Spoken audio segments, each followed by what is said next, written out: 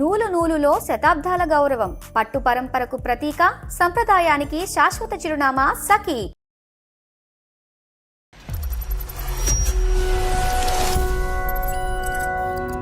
మా ఇద్దరిది love marriage అండి. తను యాక్చువల్గా ఇంటి దగ్గర ఉండలేదండి. పాప ఏమంటదండి? అమ్మకెందుకు చెప్పవు, నాకెందుకు చెప్తావు అని చెప్పేసి నాతో ఎదురు మాట్లాడుతుంది. అమ్మ బయట ఎంటర్టైన్ అవుతుంటే పిల్లలు ఇంట్లో ఎంటర్టైన్ అవుతున్నారు. అసలు నేను ఎవరి కోసం పోతున్నాను నాకు అర్థం కావట్లేదు. జాబు డబ్బులు ఇదే గొడవ ఏంటి? కాదు అసలు నువ్వు మారవా? మాట్లాడానికి నేను ఏమైనా దొంగనా లేకపోతే ఇంకేం చేస్తున్నాను నేను? అసలు ఈ ప్రపంచంలో ఎవ్వరు సంపాదించి ఏమీ చేయటం లేదు, నేనే చేస్తున్నాను అన్నట్టు చెప్తావేంటి? నీకు పనులు మానుకుని ఇంట్లో కూర్చుని పిల్లల్ని చూసుకోవచ్చు కదా, నువ్వు బయట ఉద్ధరిస్తున్నావా అనేటటువంటి మాట నిజంగా బాధాకరం అండి. బాధ కదా, మనకు బూతు మాట.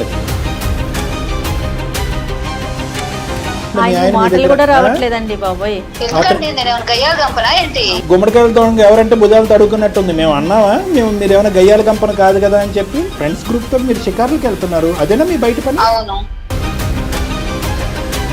ఇంట్లోనే ఉండమంటే ఎట్లా? అమ్మా నువ్వు బయటకే వెళ్ళు, లేదంటే బయటే ఉండు. కొంచెం మర్యాద ఇచ్చి మాట్లాడు. ఎట్లా మాట్లాడుతున్నావు? ఈయనే పాతకాలం మనిషి అనుకుంటే మీరు కూడా అలాగే ఉన్నారు కదా సార్.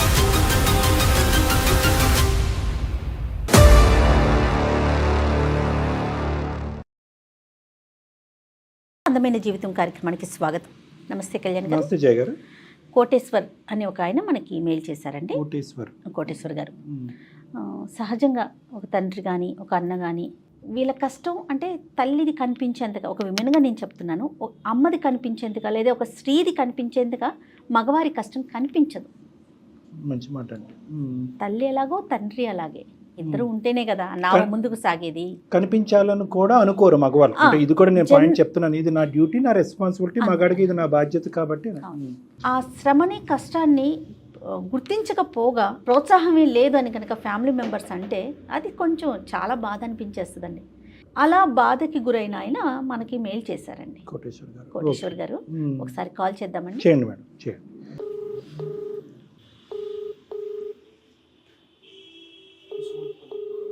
హలో హలో, ఎవరండి? నమస్తే అండి కోటేశ్వర గారు, నేను జయానండి, సుమన్ టీవీ అందమైన జీవితం ప్రోగ్రామ్ నుంచి కాల్ చేస్తున్నాను. నమస్తే మేడం. ఎస్, మీరు మెయిల్ చేశారు కదా? చేశాను మేడం. మీరు ఎంత త్వరగా రెస్పాండ్ అవుతారు అనుకోలేదు నేను. అంటే ప్రయారిటీ ప్రకారమే చూస్తామండి, అది చూసిన వెంటనే కాల్ చేశానండి. నాతో పాటు డాక్టర్ కళ్యాణ్ చక్రవర్తి గారు ఉన్నారండి, ఒకసారి మాట్లాడతారా? మాట్లాడతాను మేడం. నమస్తే కోటేశ్వర గారు. నమస్తే సార్. నమస్తే. చెప్పండి కోటేశ్వర గారు, సమస్య ఎవరిది, ఏంటి ప్రాబ్లం? సార్ నాదే సార్, చిన్న ప్రాబ్లం సార్. నేను మెయిల్లో పెట్టాను, అది కొంచెం బ్రీఫ్ గా చెప్తాను మీకు. చెప్పండి. నా పేరు కోటేశ్వరరావు అండి, మా మిస్సెస్ పేరు లత గారు. అవును సార్. మా ఇద్దరిది లవ్ మ్యారేజ్ అండి. మీ వయసు ఎంత తెలుసుకోవచ్చా? 46 సార్. 46. మ్యారేజ్ ఎంతకాలం అయిందండి? మ్యారేజ్ అరౌండ్ ఒక 18 years అవుతుంది సార్. Very good. ఓకే, చెప్పండి సార్. ఇద్దరం చిన్నప్పుడు పక్కనే ఉండేవాళ్ళం సార్. ఓకే. లవ్ మ్యారేజ్ అండి. వాళ్ళ ఇంట్లో మా ఇంట్లో ఇద్దరికి ఇష్టం లేదండి. ఇద్దరం బయటకు వచ్చేసాము, మ్యారేజ్ చేసుకొని హైదరాబాద్ వచ్చేసి సెటిల్ అయ్యామండి. ఓకే. మీరేం చేస్తుంటారు? నేను ప్రైవేట్ జాబ్ చేస్తుంటాను మేడం. పిల్లలండి? ఇద్దరు పిల్లలు మేడం. ఏం చదువుతున్నారు? పాప ఇంటర్ ఫస్ట్ ఇయర్ అండి, ఏజ్ వచ్చి 16 years. ఓకే. బాబు 12 years, 7th చదువుతున్నాడు మేడం. Okay okay. లత గారు ఏమైనా పని చేస్తారా? ఆవిడ స్టార్టింగ్ లో వర్క్ చేస్తున్నారు కానీ నాకు ఇష్టం లేక నేను పంపించలేదండి. ఇంట్లో ఉండి పిల్లల్ని చూసుకుంటే చాలా అన్నట్టుగా నేను జాబ్ పంపించలేదు. యాక్చువల్లీ నేనే ఎక్కువ వర్క్ చేస్తా ఉంటాను, కొంచెం పార్ట్ టైమ్స్ కూడా చేస్తా ఉంటాను. ఓ ఓకే, అంతా బాగుంది. సమస్య ఏంటండి? మా దాకా అందమైన జీవితం దాకా మీరు మెయిల్ పెట్టారు. అంతా బాగానే ఉంది మేడం. కాకపోతే ఏంటంటే మిసెస్ ది కొంచెం ఈ మధ్య బాగా ప్రాబ్లం గా ఉందండి. ప్రాబ్లమ్స్ అంటే పెద్ద ప్రాబ్లమ్స్ కాదు. తను యాక్చువల్ గా ఇంటి దగ్గర ఉండలేదండి. తన ఫ్రెండ్ సర్కిల్ ఎక్కువ, బయట కిట్టి పార్టీస్ అని లేకపోతే బయట వాళ్ళ పార్టీస్ ఉంటాయి కదండి, బయటకు వెళ్తా ఉంటది. యాక్చువల్ గా పని ఉన్నా లేకపోయినా కూడా తను ఎక్కువ బయటే తిరుగుతా ఉంటది. పాప టీనేజ్ కి వచ్చింది కదా, ఇంటర్ కదా, ఈ ఏజ్ లోనే తను కొంచెం జాగ్రత్తగా గమనిస్తా ఉండాలి. ఫ్యూచర్ సెట్ అయ్యేది ఈ ఏజే కదండి. ఇంటర్ 2 years బాగుంటే తర్వాత ఆటోమేటిక్ గా వాళ్ళు మెచ్యూర్ అవుతారు, బాగుంటది. తనతో చెప్తా ఉంటాను, నువ్వు బయటకు వద్దు, ఈ 2 years ఇంట్లో ఉండి పాపను చూసుకుంటా ఉండు అని చెప్పేసి. అంటే ప్రతిరోజు బయటకు వెళ్తారండి? ప్రతిరోజు మేడం, దాదాపుగా. స్టార్టింగ్ లో నేను పెద్దగా పట్టించుకోలేదు. యాక్చువల్ నా వర్క్ లో నేను ఉండేవాడిని. సో తను కూడా అంటే ఇంట్లో ఉండి బోర్ కొడతా ఉంటది కదా అన్నట్టుగా నేను పట్టించుకోలేదు. రైట్. ఓకే. ఇప్పుడు పిల్లలు కొంచెం పెద్ద అయ్యే కొందికి నేను కొంచెం అంటే పిల్లలకి సపోర్ట్ ఉండమని చెప్పేసి చెప్తా ఉన్నాను. ఈ ఇంట్లో ఉంటే బాగుంది కదా అన్నది ఇంతకు ముందు కూడా చెప్పారా, లేదంటే పిల్లలు turning point of their life లో ఉన్నారు కాబట్టి ఇప్పుడే చెప్తున్నారా అని నేను అడుగుతున్నాను. ఇంతకుముందు లైట్ గా చెప్పేవాడిని అంటే అంత ఫోర్స్ గా చెప్పేవాడిని కాదు, ఒకసారి చెప్పి వదిలేసేవాడిని. కానీ ఇప్పుడు యాక్చువల్ ప్రాబ్లం ఏమవుతుందండి, పాప ఇంటర్కి వచ్చింది కదా, తనకి ఫోన్ వద్దంటే తనకి ఫోన్ ఒకటి కొనిచ్చింది. అది సమస్య. సరే, ఇంట్లో ల్యాప్టాప్ ఒకటి ఉంటదండి, టీనేజ్ కూడా ఒకటి ఉంది. సో ఇంకా పాప పద్దాక ఇన్స్టా అని ఫేస్బుక్ అని ఇట్లా సోషల్ మీడియాలో ఎక్కువ స్పెండ్ చేస్తుంది, స్టడీస్ నెగ్లెక్ట్ చేస్తుంది. తను చూసి బాబు కూడా మెల్లగా స్టార్ట్ చేశాడండి. ఓకే. అందరూ అమ్మ బయట ఎంటర్టైన్ అవుతుంటే పిల్లలు ఇంట్లో ఎంటర్టైన్ అవుతున్నారు. మరి మీకు ఎలా తెలిసిందండి వీళ్ళు డైవర్ట్ అవుతున్నారని చెప్పి? యాక్చువల్ గా నాకు దొరికే టైం ఒక 4-5 అవర్స్ సార్. ఆ టైం ఒకటి ప్లస్ సండేస్ ఖాళీగానే ఉంటాను సార్ నేను. ఓకే. ఏం చూసారు మీ పిల్లల గురించి మీరు?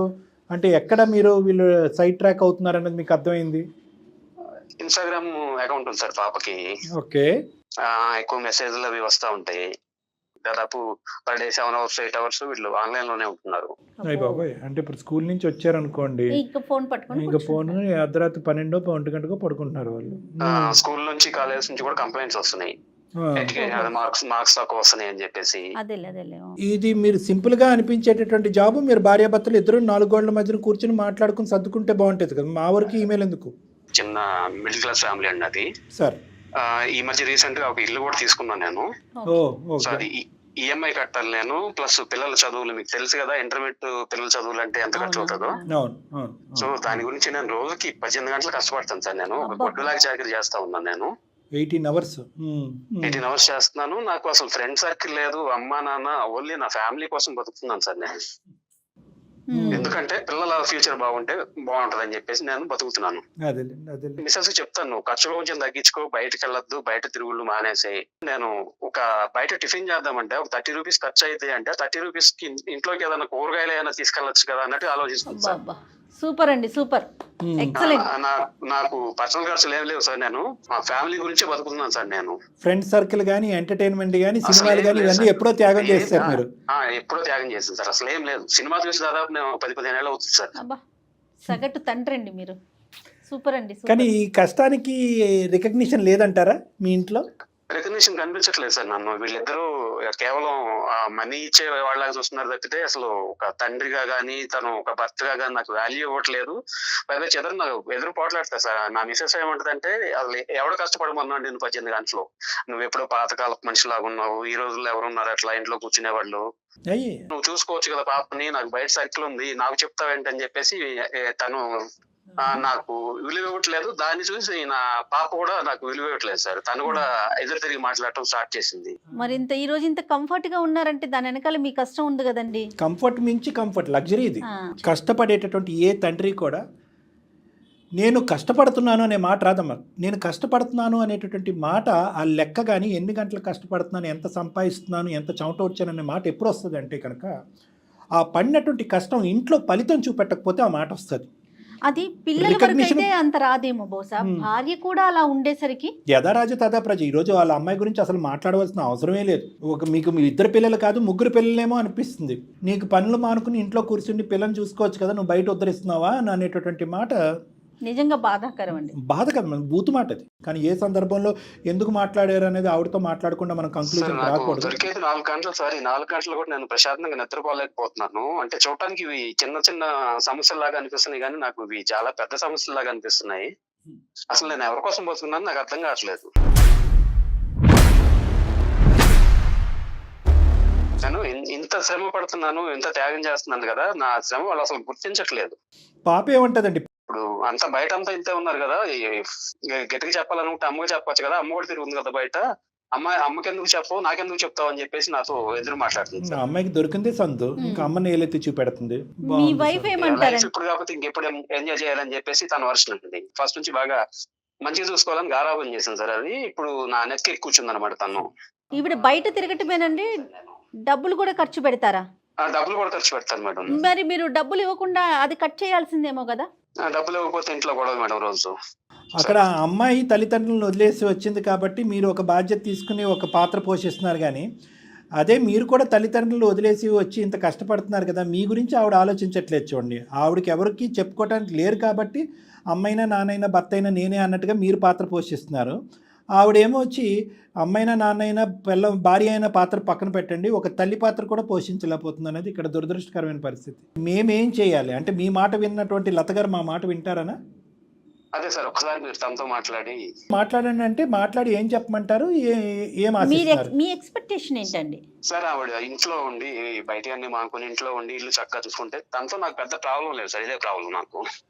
తనంటే ఎప్పటికీ నాకు ప్రేమ ఉంది, ప్రేమ లేదని నేను చెప్పడం లేదు. 18 సంవత్సరాల పాటు మీరు అలవాటు చేసిన ప్రపంచాన్ని ఈరోజు అందమైన జీవితం తెగొట్టేయాలంటారు.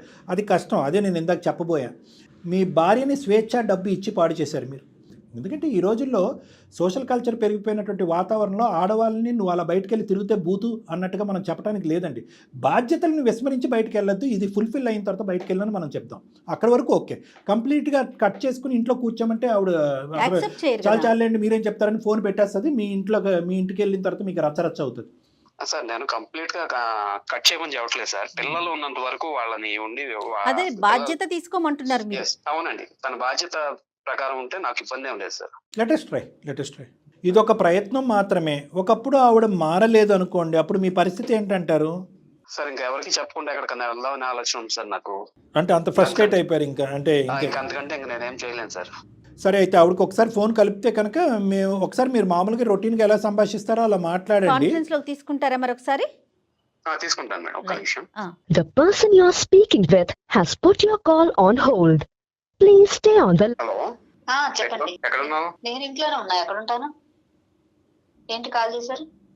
అంటే పాప ఇంటికి వచ్చే టైం అయింది కదా, ఇంట్లో ఉన్నావా లేదా అని కాల్ చేశాను. వెళ్ళాలి కానీ మీరు వస్తారేమో బయటకు వెళ్దాం అనేసి. నేను ఎట్లా వస్తాను, నాకు కుదరదు కదా, నేను జాబ్ లో ఉన్నాను కదా. జాబు పద్దాకలా ఏం జాబు?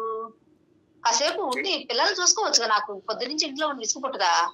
ఇవన్నీ ఎవరు కడతారు? ఈఎంఐలు, పిల్లల జాబు డబ్బులు ఇదే గొడవ ఏంటి? కాదు, అసలు నువ్వు మారవా? ఇదే గొడవ. ఏం చేస్తున్నావు? మాట్లాడానికి నేను ఏమైనా దొంగనా లేకపోతే ఇంకేం చేస్తున్నాను నేను? 2 hours ఇంట్లో కూర్చోవచ్చు కదా. పాప వచ్చేటప్పుడు నువ్వు వండుకొని నువ్వు బయటకు వెళ్ళిపోతే ఎట్లా? అది ఒకటే ఉంటుందా? పని పని లేదు. ఇప్పుడు పని ఉంది నాకు, బయటకు వెళ్ళే పని. వెళ్ళరా? కాదు, అది ఇంట్లో కూర్చొని ఏం చేస్తుంది? ఎవరు చూస్తారు చెప్పు? ఎట్లా తెలుస్తుంది? మరి అంత బాధ్యత నీకు లేదా ఏంటి? బాధ్యత నువ్వు చూసుకోవచ్చుగా. నాకు బాధ్యత ఉండబట్టే కదా రోజు 16-17 గంటలు కష్టపడుతున్నాను నేను. అసలు ఈ ప్రపంచంలో ఎవ్వరు సంపాదించి ఏమీ చేయటం లేదు, నేనే చేస్తున్నాను అన్నట్టు చెప్తావేంటి? అలా కాదు, బయటకు వెళ్ళి సంపాదించకపోతే ఇవన్నీ. అమ్మా లత గారు నమస్తే అండి. నా పేరు డాక్టర్ కళ్యాణ్ చక్రవర్తి అండి. నేను జయ మేడం ఇక్కడ ఉన్నాం. అందమైన జీవితం, సుమన్ టీవీ.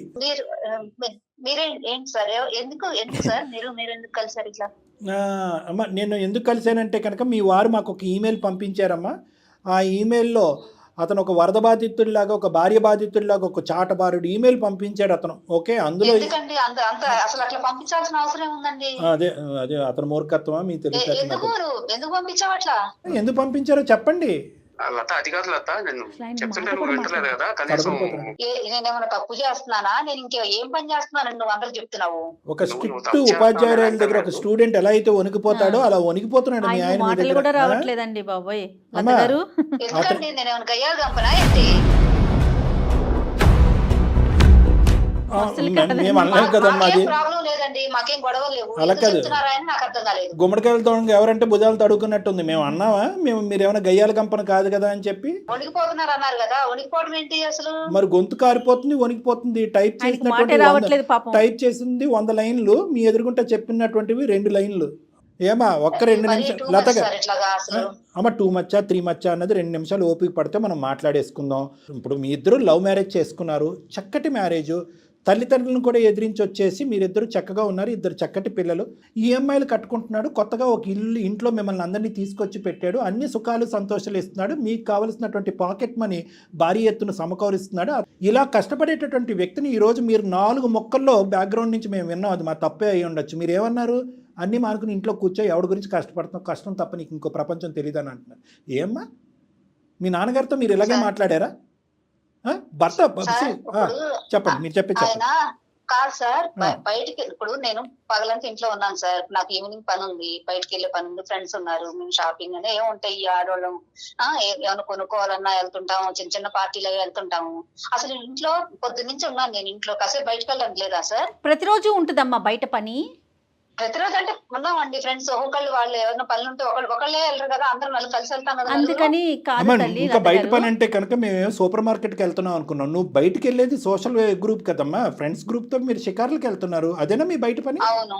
ఇప్పుడు మీకు 10 మంది ఫ్రెండ్స్ ఉంటే 10 మంది రోజుకొకరు చొప్పున షాపింగ్లు చేస్తూ ఉంటారు. ప్రతి ఒక్కరితో మీరు తోడు వెళ్తూ ఉంటారు.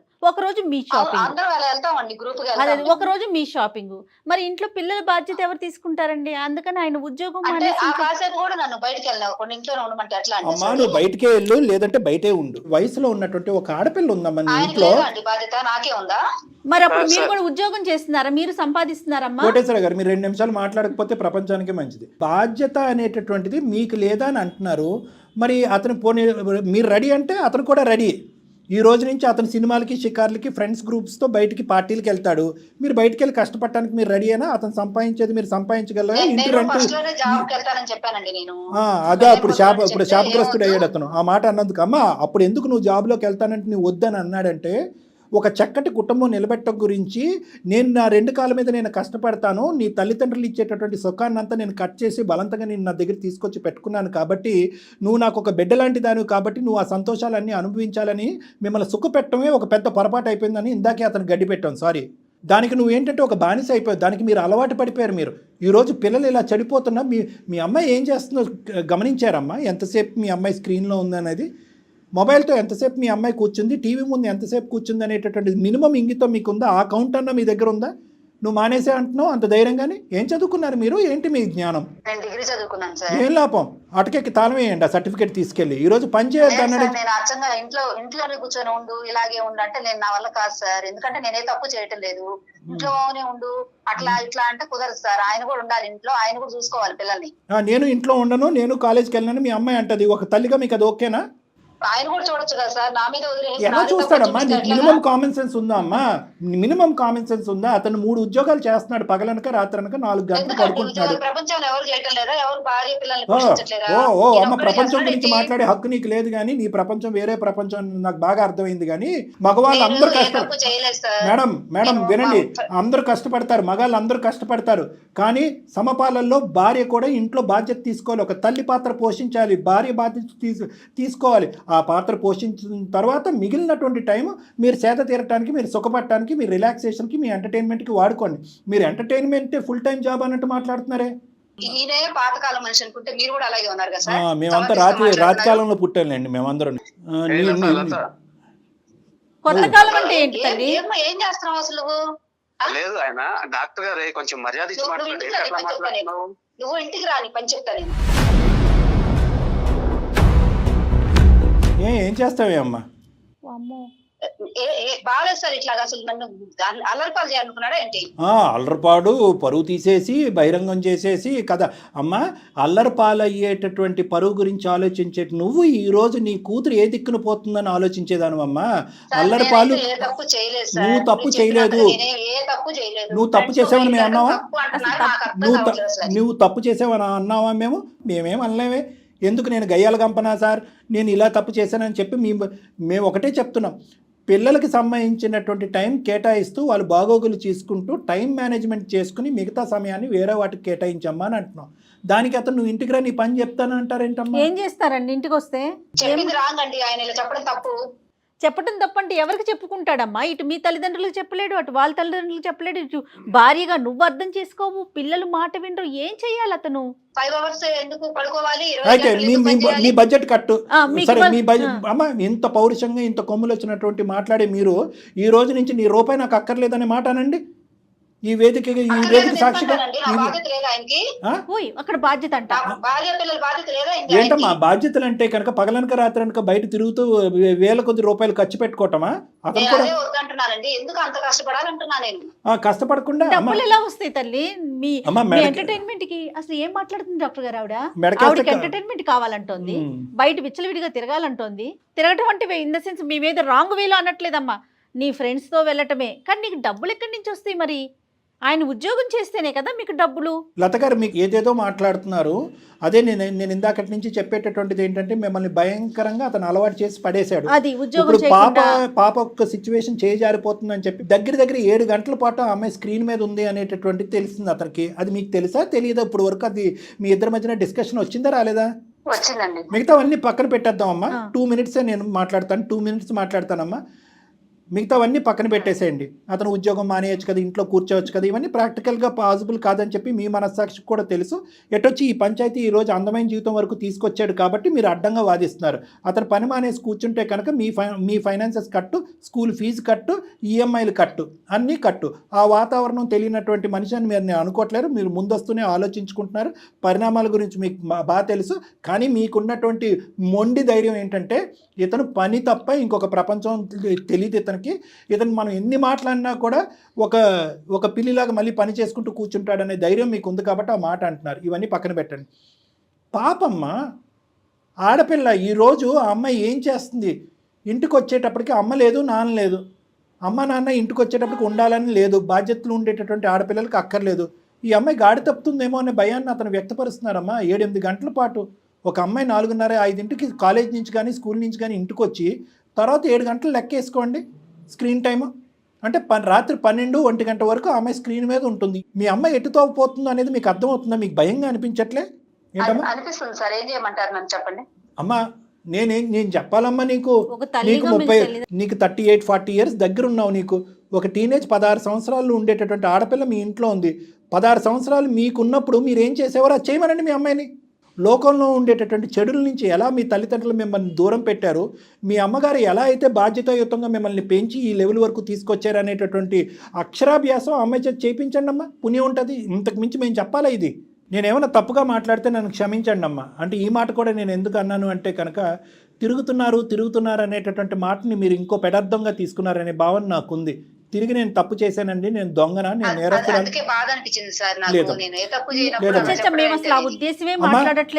మేము అటువంటి మాటలే మా నోట్లోంచి రావు.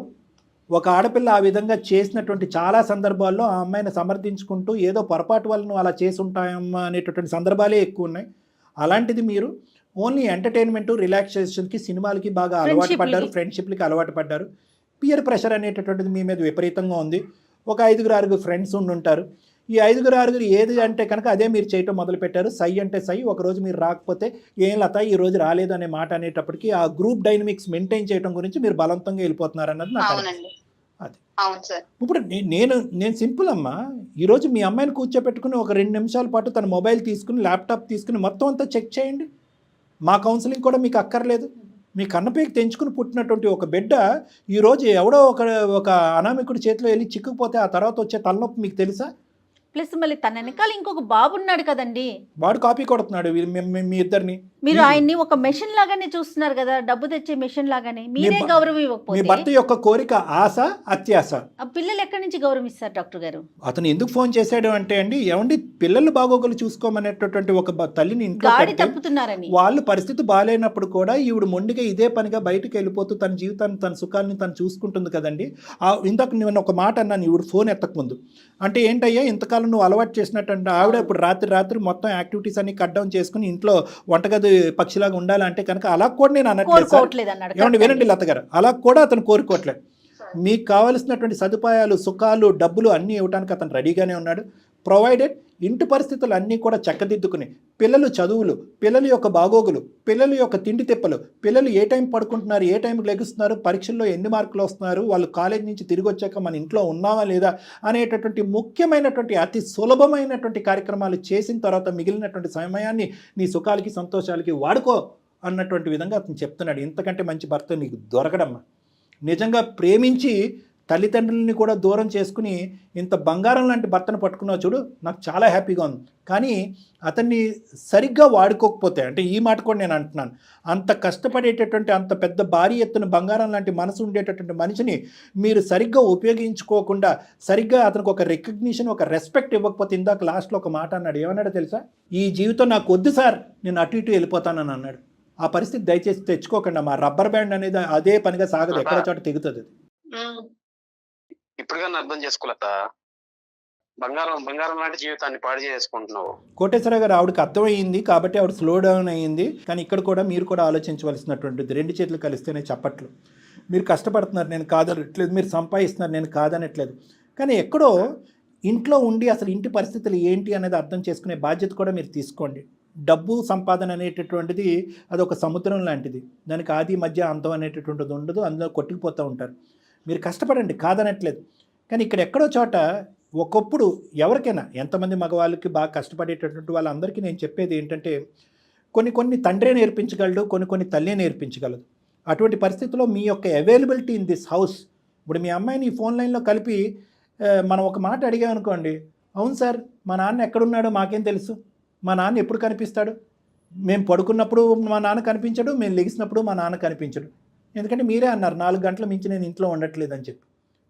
సో కాబట్టి ఏ విధంగా ఆ టైం స్లాట్ అనేటటువంటిది మీ పిల్లల గురించి, మీరు ఫ్యామిలీ గురించి మీరు కేటాయించి ఫిట్ చేస్తారనేది ఒక్కసారి జాగ్రత్తగా ఆలోచించుకోండి. ఈరోజు లత గారు ఒకటి మారటం కాదు, మీరు కూడా 30 to 40% మారాలి. కొద్దిగా ఆ పని ఒత్తిడి అనేది తగ్గించుకోవాలి. ఆ సంపాదన వెనకట్లా పరిగెట్టడం అనేది ఒక 20-30% తగ్గించుకోవాలి. ఎందుకంటే కనుక at the end of the day మీరు అటు కష్టపడి మీ కుటుంబం ఇలా చెడిపోతూ ఉంటే కనుక మీకు జీర్ణించుకోవడానికే కష్టంగా ఉంది, వినటానికి మాకే బాధగా ఉంది. ఆలోచించు సార్. నేను మారుతాను. దాదాపు మాక్సిమం నా టైము ఫ్యామిలీతో గడపడానికి ట్రై చేస్తాను సార్. నేను తను కూడా మారితే నాకు చాలా హ్యాపీ సార్. ఆయన అలాగే టైం స్పెండ్ చేస్తానంటే నాకు కూడా ఇష్టమే సార్. నేను కూడా అలాగే ఉంటాను తనతో పాటు. ఈ చుట్టూ ఉన్న ఫ్రెండ్స్ ఏంటంటే వాళ్ళు అందరు ఇలాగే వస్తారు సార్, పిల్లల్ని వదిలిపెట్టేసి ఇంట్లో. ఆయనకి ఏమీ ఇది లేదు సార్, మంచి వ్యక్తి ఆయన, నాకు తెలిసి మమ్మల్ని బాగా చూసుకుంటారు, అదంతా నిజమే సార్. కాకపోతే నన్ను ఇలా బయటకు వెళ్ళొద్దు అనే విషయంలోనే మా గొడవలు. గట్టిగా గర్జిస్తూ మాట్లాడినటువంటి మీరు ఈరోజు చాలా సాఫ్ట్గా సానుకూలంగానే మాట్లాడుతున్నారు. ఇది true and full fledged realisation అన్నట్టుగా నేను అనుకుంటున్నాను. అదే నమ్మకంతో నేను ఉన్నాను. నా మాటలు మీ మీద పనిచేసినాయి అనే నమ్మకంతోనే నేను ఉన్నాను. నేను ఒకటే మాటమ్మా, ఇక్కడ బాటర్ సిస్టమ్ అంటారు తెలుసు కదా, పాతకాలంలో నువ్వు టమాటాలు ఇస్తే నేను బంగాళదుంపలు ఇస్తాను, నువ్వు బియ్యం ఇస్తే కనుక నేను కాయగూరలు ఇస్తాను, ఆ పద్ధతి వద్దమ్మా. ఇది ఫ్యామిలీ. నాకు కావాల్సింది ఏంటంటే అతనికి ఉండేటటువంటి హడావుడి, అతనికి ఉండేటటువంటి బిజీ స్కెడ్యూల్లో కొంతవరకు నాకు టైం కేటాయిస్తే చాలు అనే విధంగా మీరు ముందుకెళ్తే అది మంచిది. ఎందుకంటే ఇప్పుడు ఆ ఒత్తిడిలో అతను అక్కడ పని సగంలో ఆపేసి చేయకుండా వచ్చినటువంటి డబ్బులు చేజార్చుకుంటూ ఆ పద్ధతి వద్దు. Over a period of time అతను స్లోగా మీ కుటుంబానికి టైం కేటాయిస్తూ వస్తాడు. ఈ లోపల మీరు majority of the time, major amount of the time ఫ్యామిలీకి, పిల్లల్ని, ముఖ్యంగా మీ అమ్మాయికి కేటాయించి ఆ అమ్మాయిని నియంత్రించి, ఆ అమ్మాయికి పద్ధతులు నేర్పించి, ఆ అమ్మాయి నేర్చుకోకపోతే ఆ అమ్మాయిని మీతో పాటు నా దగ్గర తీసుకొచ్చి ఆ అమ్మాయిని మార్చుకునేటటువంటి ప్రయత్నంలో మీరు పడితే అతను స్లోగా మీ సైడ్ రావడానికి ప్రయత్నం చేస్తాడు. సో ఎవరో ఒకరు ముందు మొదలు పెట్టండి అనేది నా అభిప్రాయం. ఇద్దరు కలిసి కాదు. అది రైట్.